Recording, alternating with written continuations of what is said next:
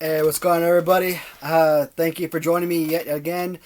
This is part 3 of the 1991 WCW UK exclusive review of the WCW Galoob action figures. So, I just decided to kind of move into a different area of the room now.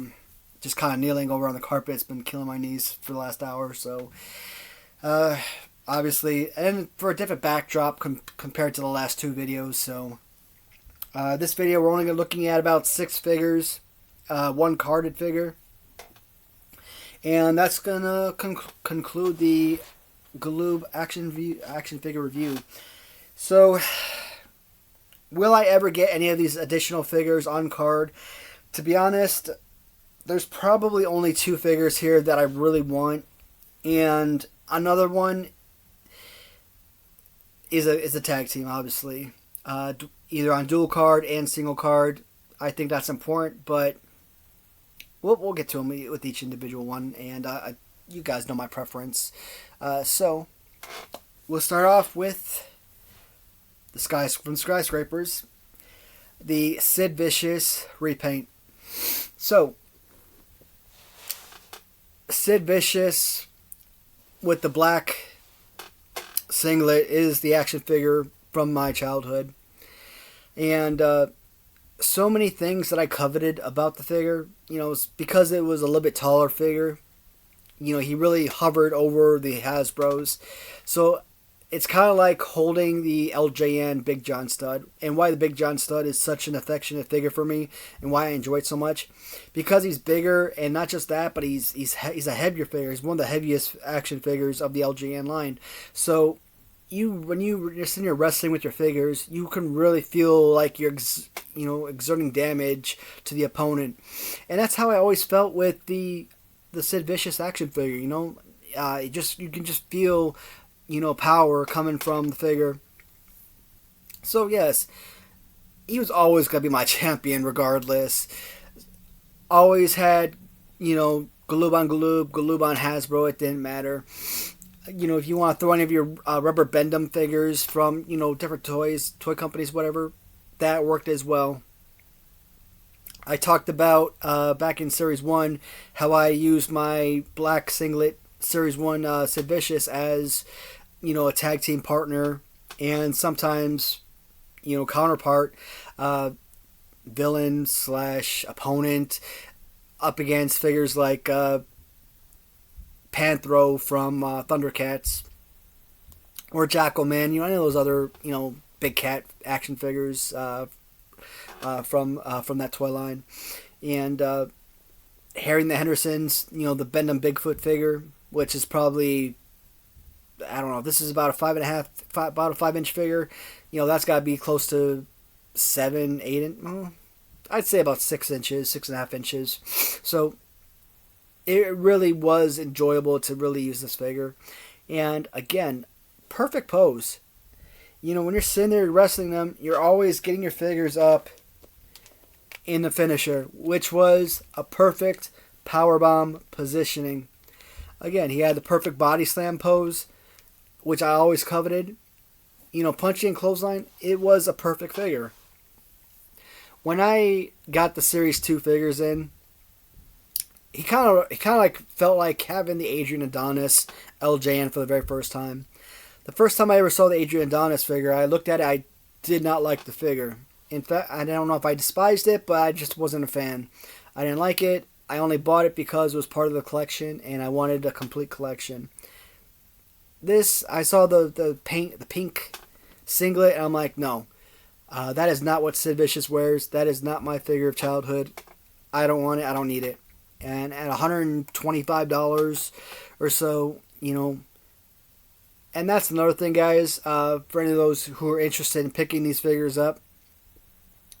So at the time that I was collecting, towards the tail end, probably about the fourth quarter of 2021 onward, at a time when I was acquiring all of these figures, I felt like everybody was collecting at the same time. Nowadays, if I could list a Series 2 UK figure for like $20, and it would sit on auction week after week. So with that being said, you're not going to necessarily pay $125 for this figure anymore. But what have I said before? I am always willing to pay more for the right figure. $125 for a Ron Simmons absolutely destroyed me.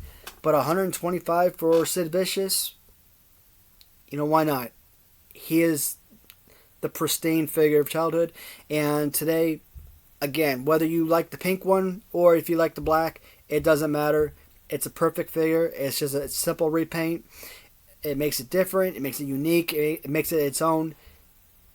Definitely a highlight collection piece. This is definitely one I want on card.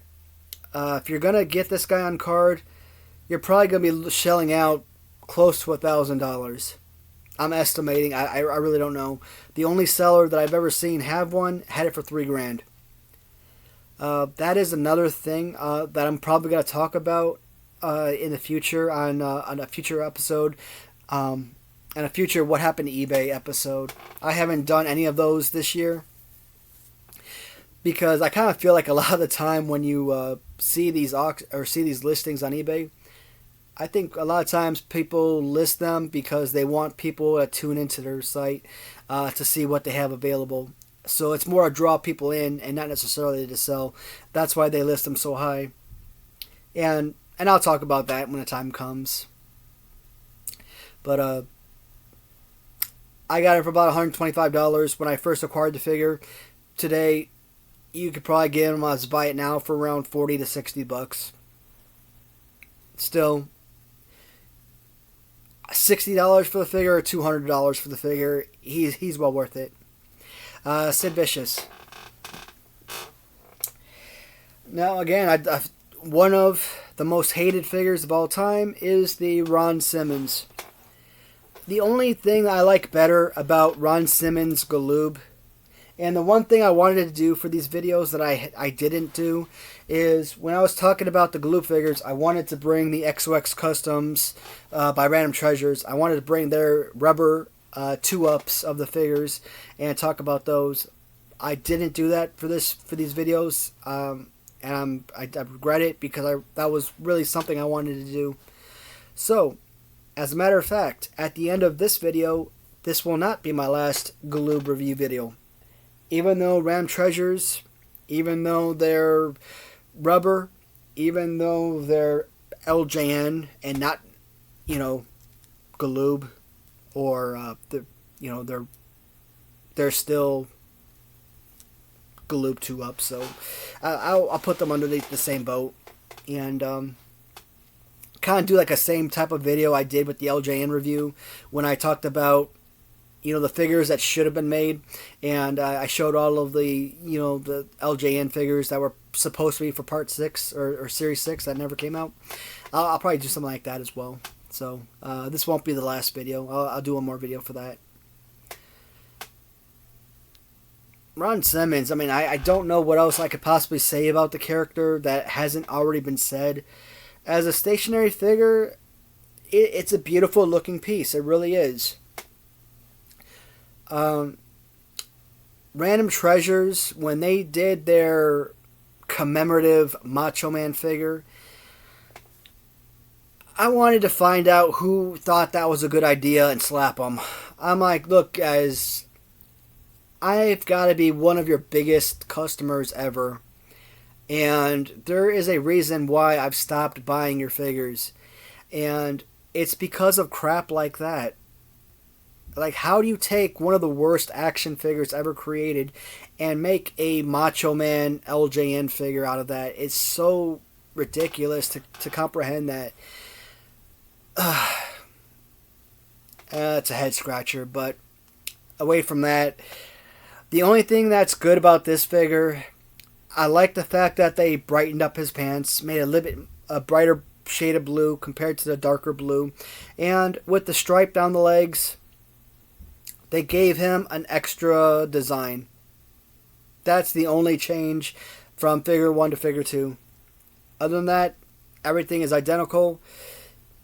Just a bad figure. I paid $125 when I first acquired this. Again, today you can find an LJ or a Galoob original Series 2 Galoob for $30, 40. Hell, get yourself a Series 1 Galoob figure for like $5 or $10.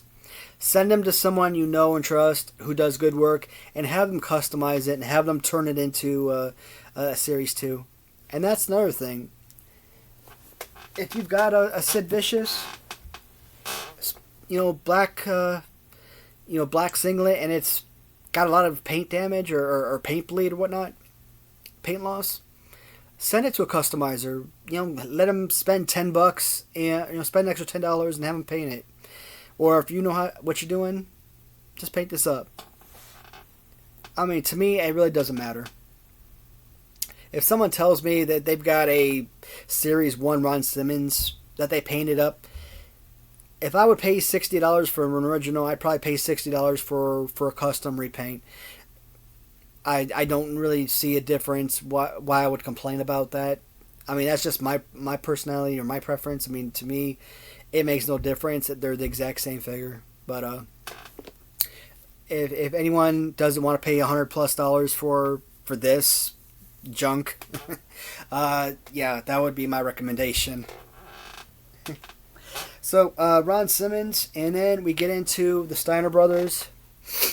So, like a bunch of the other tag teams, Steiner brothers, yes, they have a dual card release along with a single card release. Obviously Sid Vicious and the Lex Luger robe is the two figures I want on card right now among the Galoobs more than anything. But absolutely, getting a UK exclusive of the Steiner brothers on card is very important as well.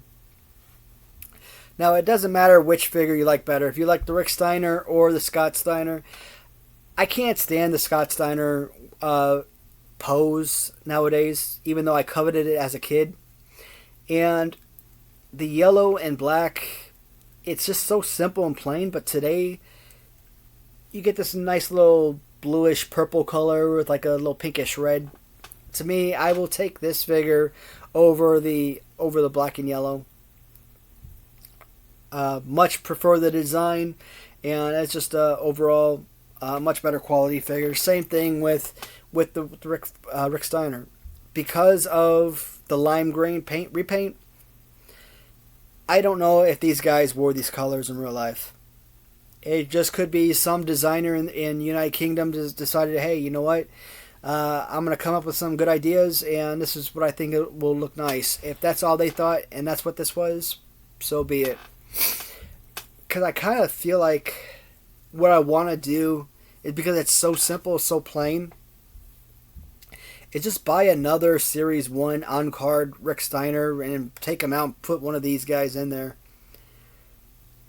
$50 or $60, whatever it's going to be, to purchase a Series 1 carded Rick Steiner, compared to probably paying $500 for a carded one, and that's only if you can ever locate a carded Steiner brother figure. Because they're so rare, I just don't think that there's anyone out there that owns them on card would ever be willing to sell them. And I know me, with what I have, I wouldn't sell these figures. I mean, these things are, like I said, these things are going to stay with me forever. So, Steiner Brothers, but these are what the new UK exclusive color scheme looks like. Not bad. Now, the last carded figure I do have is one of the most important carded figures of the entire collection, and it is Sting with entrance gear. So we kind of go back to the same design of the card that we've seen in past. Why do I mention that? Because sometimes with some of the carded figures, like the Sting on what was it? No, it wasn't the Black Trunks thing. I think it was Lex Luger, where he may have had like some of these guys kind of skip spots, like I don't know, like Dustin Rhodes or something may have been like down here. I hate that they do that, but a beautiful card. This is one of those figures that look absolutely amazing as a carded figure. I mean, it's perfect as a loose figure, but on card, absolutely coveted item. And kind of the same thing here. The back of his bio card, it doesn't matter if you're looking at any of the other 3 Sting figures that we've seen. The bio card always stays the same on all of them. Just an absolutely gorgeous looking piece. So, as we know, David Galoob, years later when, the Galoob company disbanded, and who did pick up Galoob after all? Was it Hasbro? I think Hasbro may have purchased the Galoob name or the Galoob company later on. But so David Galoob and a bunch of executives from his company, once the Galoob toy line went under, a couple years later they came out with original San Francisco toy makers, and then in Series 3 of that toy line, you got this same exact figure in about 7-inch format. So a lot of time, and even I kind of slip up every now and then. Like, I gotta take a double look, because I'll see this figure on like Mercari, and I'll see it for like $15, and I'm like, oh shoot, my eyes just go like light up like a Christmas tree or something. And I look at the listing, and it doesn't say who makes it or whatnot, but you gotta look at it very closely, because sometimes you see that $15 and think, man, that's like $100 figure right there. I gotta jump on that. But if you end up looking at it really closely and noticing that it's not Galoob, that's original San Francisco, yeah, $15 for a loose figure of the original San Francisco is about average. So, not something that you could ever sell or resell for profit or anything like that. And you'd be lucky to actually resell it to get your money back, especially when you consider taxes and shipping and everything. So if you ever see this figure for low price, definitely check it out, but be cautious as to which company actually made it. Is it a 4-inch Galoob or is it a 7-inch original San Francisco? Again, among all the figures, one of the highlight pieces, and one of my absolute favorite Galoob figures. The only downside, you guessed it, he's even worse fighting pose than the other 3 Stings. Because at least the other 3 Stings, their arms were like this, They were out where you could actually throw a punch and, kind of like lift the character up and do a little power slam and everything. With the hands, now they're like right at his head. Pose-wise, I mean, could you like seriously sit there and think to throw it? No, it just would not be fun for me. I would not enjoy that. Like, you got to pretend to do a body. Aesthetically, an absolutely gorgeous piece. Probably the number 1 best looking figure of the entire line. I think, well, I don't know. He's got some stiff competition, because Big Josh, El Gigante, and Dustin Rhodes all are, aesthetically are all amazing figures as well. But if this has to, from a design standpoint, this does have to be a top 4 figure when you compare it to those other 3. So somewhere in line. And he does have another scorpion on the pants, which, they keep that going on as well. Absolutely love the figure. Amazing. Must have. Now, I kind of lost the belt on this guy, but entrance gear Lex Luger. So, 2 things. Yes, I want this figure on card. That is one of the most important figures on card that I want. And, I always reach out to you guys for help sometimes. It's like, hey, if you guys ever see this figure on card and, you don't have interest in it yourself, because let's be honest, if I'm watching someone's video and they say, hey, I want this figure on card, and I want that card on card myself, and I see it on auction for $100 with like 2 days to go. I'm not gonna reach out to this other guy and be like, "Hey, there's an auction going on," because hey, that's competition right there. So maybe me and two other guys are bidding on it, and I win it for like 130. Whereas if this guy jumps in and bids on it, and it sells for like 400, so, or I get it for 400, so yes, I get it. If you guys are interested, you're not gonna tell me about it. I understand. But other other than that, guys, if you ever do come across this figure, either the individual single card or the dual card with Dudes of Attitude, I want both. But when we think of the Series 1 Blue Trunks Lex Luger or the Series 2 repaint with the green and yellow, horrendous action figures, despise them like crazy. And then you get the entrance gear. Not even in-ring gear like the others, but an entrance gear Lex Luger just shines so bright when it comes to the UK exclusives. This is an absolutely perfect figure. And not 100% identical, but with the arm positioning, very closely resembling the Series 6 LJN Ultimate Warrior. And we already know LJN Ultimate Warrior is one of the most perfect action figures ever. And this is very close to having a similar pose. You know, same face, awesome. The design of the robe is amazing. I like the built on. I like the fact that it's built on and it's not like some cloth removable item. Would I have coveted it more if it was removable? I don't think so. I mean, sometimes in instances like this, I think the non-removable pieces are better.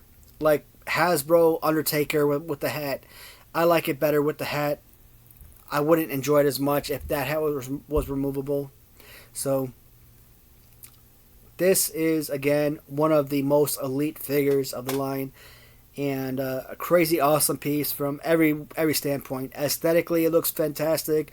Play pose, it's fantastic. It's Lex Luger, so it's a very beloved character. Someone that you would just utilize like crazy.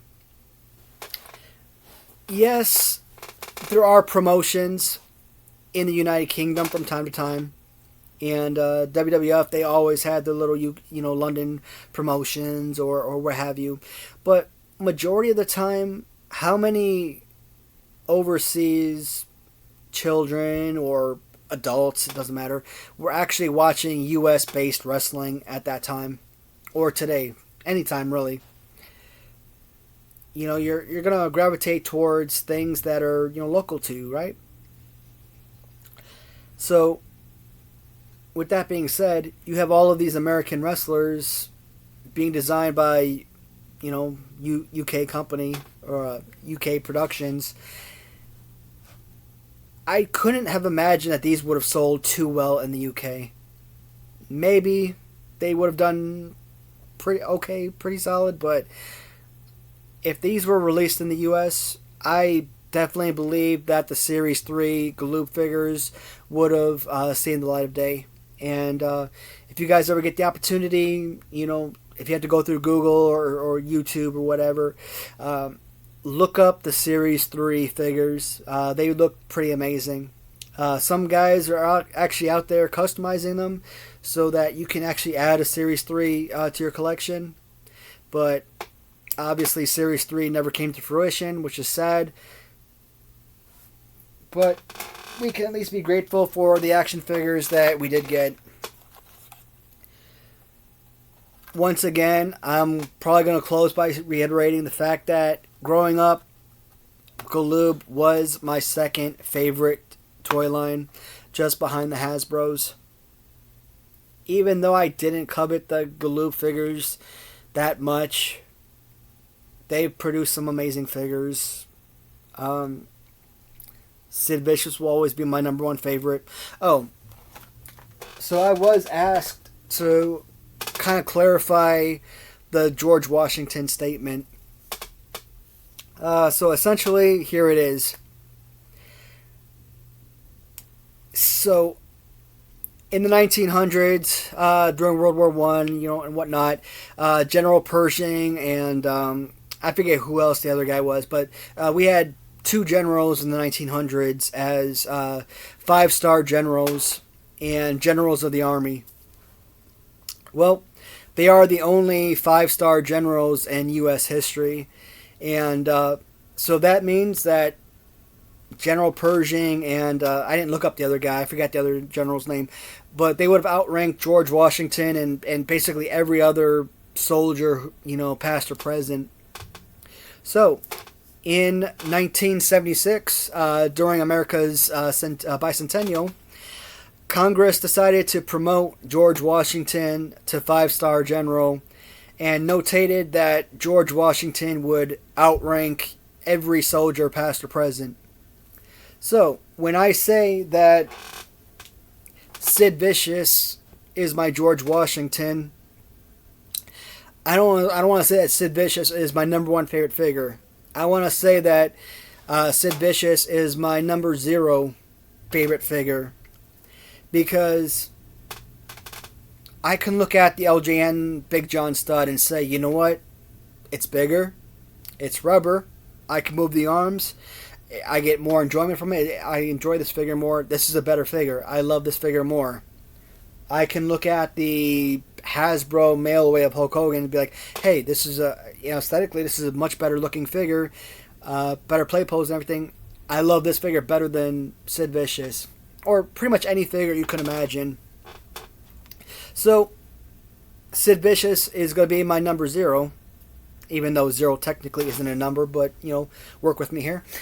So, it doesn't matter how much more I covet another figure, because Sid Vicious will always be, in my opinion, the greatest figure of all time.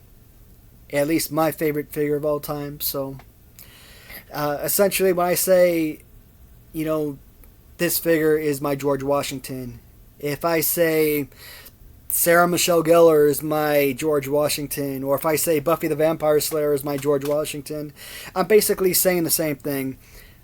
I could say that, Buffy the Vampire Slayer is my all-time favorite show, which has been true for over 25 years. But what if I look at it and say, well, here's Vampire Diaries. I think Vampire Diaries is a better show. Or I think 24 is a better show, or I think Sons of Anarchy is a better show, etc. It doesn't matter how much more I value another show. To me, Buffy will always be my number 1. So, for sake of argument, that show is my George Washington. Sarah Michelle Gellar. To me, Sarah Michelle Gellar will always be the most beautiful girl in the world. I might think that Megan Fox is the best looking girl on the planet, but again, same thing. Sarah Michelle Gellar, my George Washington. She will always be hands down number 1 regardless. Now you could say 1A, 1B, but that's just going too much in detail. Sorry, I didn't want that explanation to go as long as it did. It was supposed to be like a 30-second explanation. Guys, that is the end of part 3 of the of the UK exclusive releases. I do want to take a look at the Random Treasures rubber Galoob 2-ups.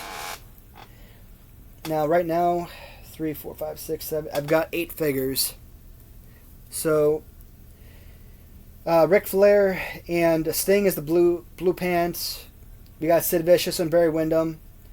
Those 4 are all based on a color scheme of a Series 1 release, US release. Arn Anderson, I kind of messed up. I went with the stock photo, so he's got black and gray trunks and stuff instead of the red and white. So that one is kind of messed up. I got the Butch Reed from Series 1, of course, because he only has Series 1. And then I also have Ron Simmons and I have Lex Luger. But instead of going with the US version, I went with the UK Series 2 color scheme on those figures. I talked about recently that Ram Treasures told me that they were going to make a Brian Pillman figure. So that one is still doing. And I also said how Random Treasures made their Mr. Perfect figure. I mean, taking this, you know, they could easily turn this figure into a Scott Steiner. So, I really don't know what the holdup is as far as getting the rest of the Galoob figures created.